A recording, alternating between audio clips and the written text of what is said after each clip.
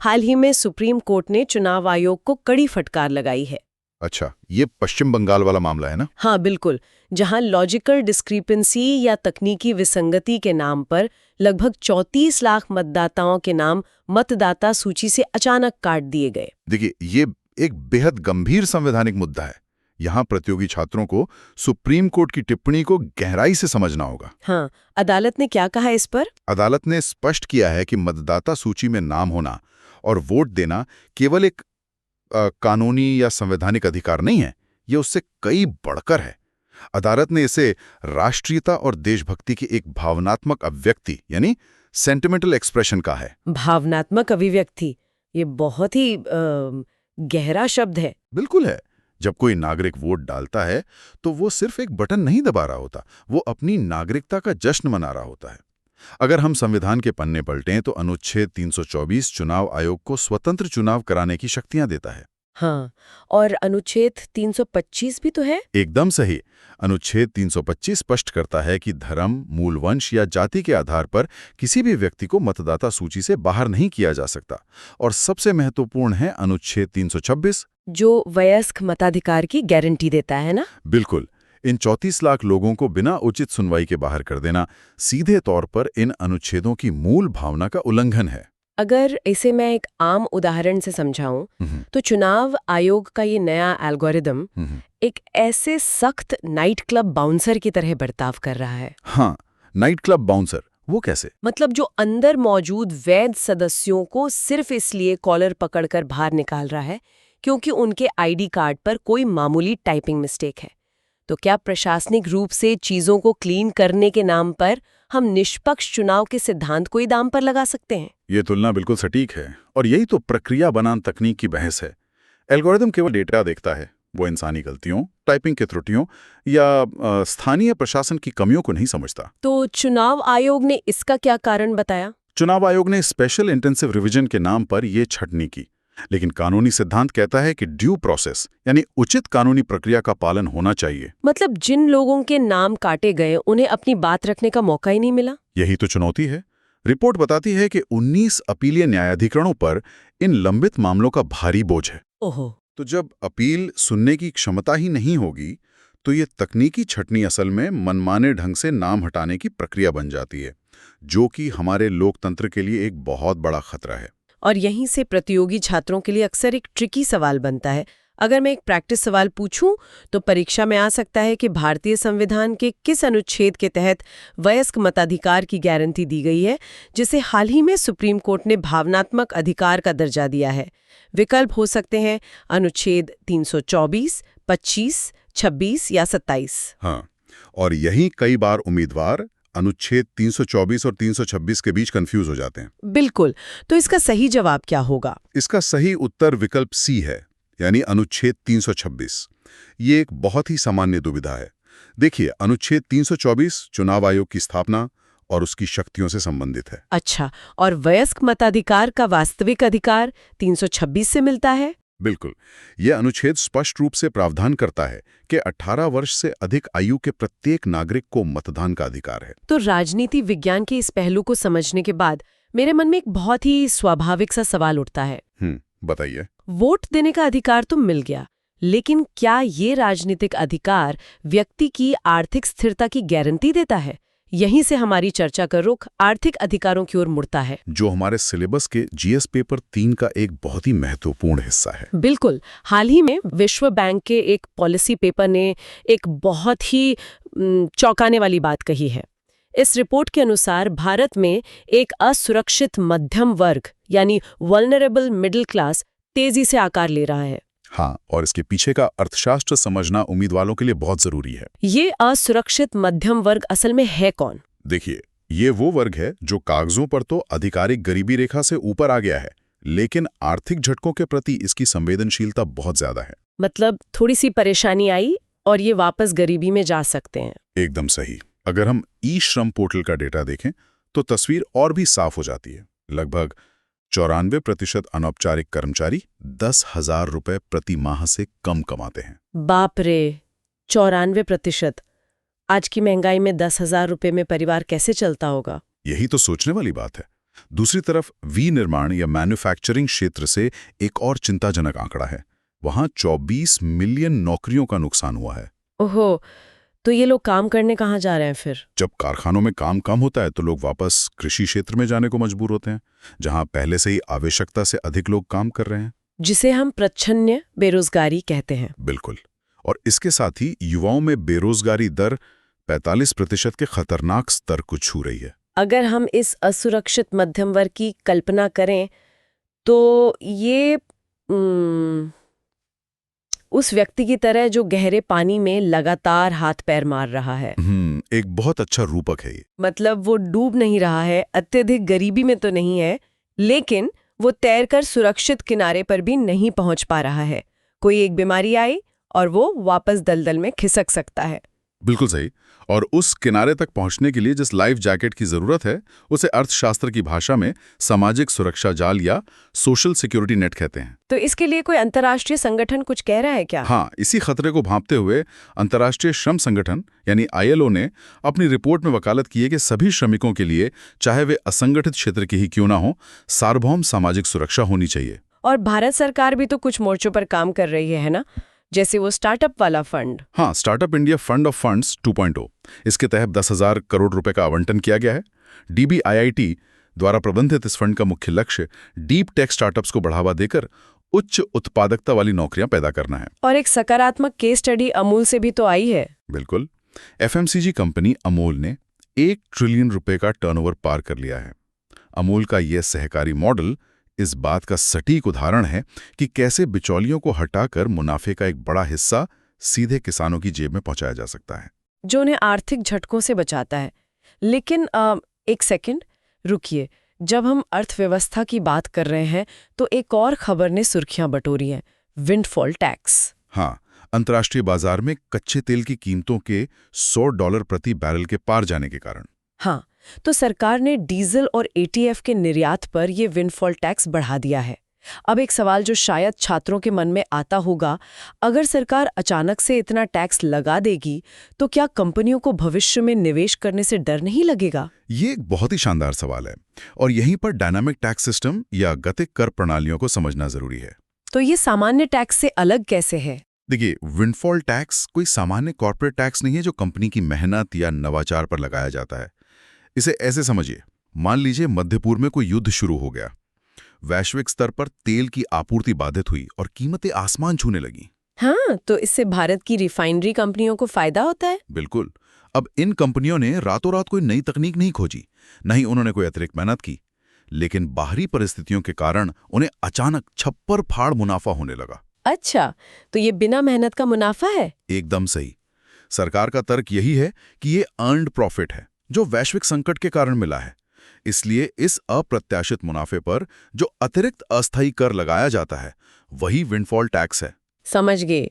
मतलब इससे निवेश हतोत्साहित नहीं होता क्योंकि ये सामान्य मुनाफे पर नहीं लगता। और सबसे बड़ी बात, इस अतिरिक्त राजस्व का उपयोग सरकार उसी असुरक्षित मध्यम वर्ग के लिए सामाजिक सुरक्षा जाल बनाने में कर सकती है। अब ये बात एकदम शीशे की तरह साफ हो गई है। अगर परीक्षा में इस पर प्रैक्टिस सवाल आए कि विंडफॉल टैक्स के संबंध में कौन सा कथन सत्य है और विकल्पों में इसे स्थायी कर या कृषि क्षेत्र का कर बताया जाए, तो छात्रों को उलझना नहीं है। इसका सही जवाब होगा कि यह वैश्विक संकटों के कारण हुए अप्रत्याशित मुनाफे पर लगने वाला अस्थायी कर है। बिल्कुल, ये केवल बाहरी कारणों से हुए असाधारण मुनाफे पर लगता है। और परीक्षा के दृष्टिकोण से ये अस्थायी शब्द ही सबसे महत्वपूर्ण कीवर्ड है। तो अब अर्थव्यवस्था की इस चर्चा से आगे बढ़ते हैं।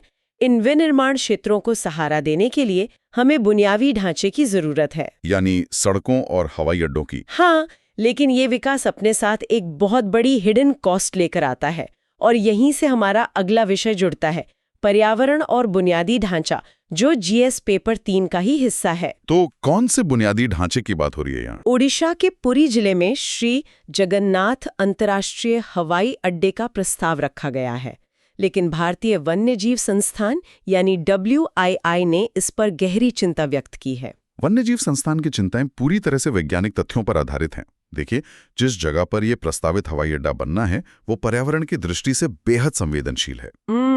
ये चिल्का झील के पास है ना? एकदम सही। चिल्का झील भारत की सबसे बड़ी खारे पानी की झील है और एक प्रसिद्ध रामसर साइट भी है।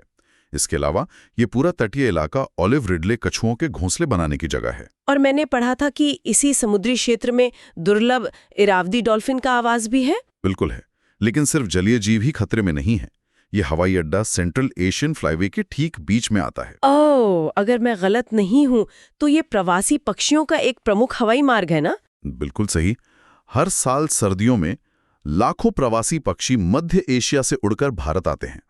अब अगर पक्षियों के इस प्राकृतिक हाईवे के ठीक बीच में आप विमानों का हवाई अड्डा बना देंगे तो वहां बर्ड स्ट्राइक या विमानों से पक्षियों के टकराने का खतरा कई गुना बढ़ जाएगा, जो यात्रियों के लिए भी खतरनाक है। और इस पूरी परियोजना के निर्माण के लिए लगभग 13,500 पेड़ों को काटने की योजना है। ये वे पेड़ हैं जो तटीय इलाकों को चक्रवातों से बचाने में एक ढाल का काम करते हैं। ये तो वही बात हो गई कि विकास और पर्यावरण के बीच का ये संघर्ष एक जीरो सम गेम बन गया है। कैसे? मतलब अर्थव्यवस्था के खाते में तो हम बुनियादी ढांचे का मुनाफा दिखा रहे हैं, लेकिन पारिस्थितिकी के खाते में हम एक ऐसा दिवालियापन दर्ज कर रहे हैं जिसका हिसाब आगे आने वाली पीढ़ियों को चुकाना पड़ेगा। सही कहा। चंबल नदी की खबर भी कुछ ऐसी है। पानी का प्रवाह कम होने के कारण हमारी राष्ट्रीय जलीय जीव गंगा नदी डॉल्फिन को अपने आवास बदलने पड़ रहे हैं। ये तो बहुत दुखद है। क्या इस नुकसान की भरपाई का कोई प्रयास हो रहा है? हाँ, तस्वीर पूरी तरह से काली नहीं है। भारतीय राष्ट्रीय राजमार्ग प्राधिकरण यानी NHAI ने आरोग्य वन नाम से एक पहल शुरू की है। आरोग्य वन? इसमें क्या किया जा रहा है? इसके तहत देश भर में राजमार्गों के किनारे खाली पड़ी लगभग 62 हेक्टेयर जमीन का उपयोग किया जाएगा। वहां नीम, आंवला जैसे 67,000 से ज्यादा औषधीय पेड़ लगाए जाएंगे। वाह, ये तो बुनियादी ढांचे के साथ हरियाली को जोड़ने का एक बहुत अच्छा प्रयास है। बिल्कुल। इसके अलावा असम के रायमोना राष्ट्रीय उद्यान के पास बेंट टोड गेको की एक नई प्रजाति खोजी गई है। UPSC मैपिंग के लिहाज से ये क्षेत्र बहुत महत्वपूर्ण है। हाँ, रायमोना राष्ट्रीय उद्यान पर अक्सर प्रश्न बनते हैं। अगर हम प्रैक्टिस के लिए सोचें तो सवाल आ सकता है कि ये पार्क मुख्य रूप से किस प्रजाति के संरक्षण के लिए महत्वपूर्ण है। विकल्प हो सकते हैं एक सींग वाला गैंडा, गोल्डन लंगूर, एशियाई शेर या हिम तेंदुआ। हाँ, और कई बार उम्मीदवार इसमें कंफ्यूज हो जाते हैं। वे गैंडे या हिम तेंदुए पर टिक कर देते हैं। तो सही जवाब क्या है? सही उत्तर है विकल्प B यानी गोल्डन लंगूर।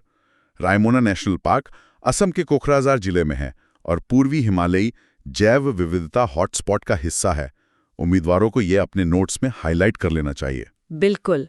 अप्रैल का मध्य इतिहास के लिहाज से कई महत्वपूर्ण तारीखों को समेटे हुए है, जैसे 13 अप्रैल को जलियांवाला बाग हत्याकांड की 107वीं वर्षगांठ थी, जो हमें 1919 के रॉलेट एक्ट और ब्रिटिश साम्राज्यवाद की क्रूरता की याद दिलाती है। कोन्याक जनजाति, जो मंगोलॉइड मूल की है और सिनो-तिब्बती भाषा बोलती है, उनके द्वारा इस्तेमाल किए जाने वाले एक पारंपरिक हर्बल फॉर्मुलेशन में आधुनिक वैज्ञानिकों ने कैंसर रोधी गुणों की खोज की है। ये अपने आप में अद्भुत है कि कैसे जंगलों में सदियों से पनपा आदिवासी ज्ञान आज के आधुनिक चिकित्सा विज्ञान को नई दिशा दे रहा है। बिल्कुल, इसे ही एथनोग्राफिक या निर्जातीय अध्ययन का महत्व कहते हैं, है ना? हाँ, ये जनजातियां पीढ़ियों से प्रकृति के साथ एक गहरा सामंजस्य बनाकर रह रही हैं। उनके पास वनस्पतियों का जो ओपन सोर्स ज्ञान है वो आज के फार्मास्यूटिकल दुनिया के लिए खजाना है। और इसके साथ ही ओडिशा के लांजिया सौरा जनजाति के सांस्कृतिक संरक्षण के प्रयास भी समाचारों में रहे हैं। हाँ, जो उनकी विशिष्ट कला और जीवन शैली को बचाने के लिए किए जा रहे हैं। वैसे कला से याद आया, कैलाश सत्यार्थी को 2026 के प्रतिष्ठित लता दीनानाथ मंगेशकर पुरस्कार से भी सम्मानित किया जा रहा है। ये बहुत गर्व की बात है। और संस्कृति के अंतर्राष्ट्रीय प्रसार में देखें तो सियाटल, अमेरिका में स्वामी विवेकानंद की पहली आदमकद कांस्य प्रतिमा का अनावरण किया गया है, जो उनके 1893 के शिकागो भाषण और वसुधैव कुटुंबकम के दर्शन की याद दिलाता है। इसके अलावा स्विट्जरलैंड की लेक न्यू चैटल में रोमन साम्राज्य की 1000 कलाकृतियां भी खोजी गई हैं। गुजरात पुलिस ने भारत का पहला AI टूल लॉन्च किया है जिसका नाम है नैरेट AI। ये टूल RAG तकनीक पर आधारित है ना? और इसका मुख्य उद्देश्य NDPS एक्ट के तहत होने वाली नशीले पदार्थों की जांच को मजबूत करना है। बिल्कुल, कानून प्रवर्तन के क्षेत्र में ये एक बहुत ही क्रांतिकारी कदम है। इसके साथ ही केंद्र स्तर पर इलेक्ट्रॉनिक्स और आईटी मंत्रालय ने ई-सेफर कार्यक्रम शुरू किया है। ई-सेफर, इसका क्या लक्ष्य है? इसका लक्ष्य है 2029 तक ग्रामीण भारत की 10 लाख महिलाओं को साइबर सखी मॉडल के जरिए साइबर सुरक्षा का प्रशिक्षण देना। ये तो बहुत ही शानदार पहल है। और अंतर्राष्ट्रीय सुरक्षा कूटनीति में क्या चल रहा है? उज़्बेकिस्तान में भारत और उज़्बेकिस्तान की सेनाओं के बीच डसलिक 2026 का 7वां संस्करण आयोजित किया जा रहा है, जो अर्ध पहाड़ी इलाकों में होता है और मध्य एशिया में भारत के रणनीतिक पहुंच को मजबूत करता है। वैसे ऑस्ट्रेलियाई सेना में भी एक ऐतिहासिक बदलाव हुआ है।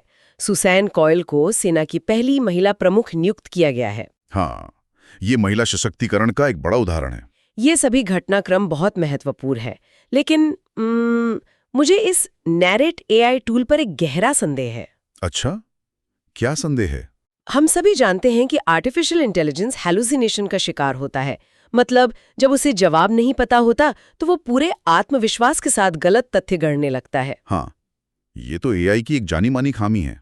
तो अब मान लीजिए अगर कोई एआई टूल केवल पुराने अदालती फैसलों और पुलिस के डेटाबेस पर ही ट्रेन किया गया है, तो क्या वो पुरानी मानवीय गलतियों और पूर्वाग्रहों को ही वापस नहीं दोहराएगा? ये एक बहुत ही वाजिब सवाल है। दुनिया भर में एआई के बायस को लेकर गंभीर चिंताएं हैं। बिल्कुल। क्या हम जांच अधिकारियों को मशीन पर इतना निर्भर नहीं बना रहे कि वो खुद का दिमाग लगाना ही बंद कर दें? देखिए, यहाँ हमें नारेट एआई की कार्यप्रणाली के पीछे की तकनीक को समझना होगा।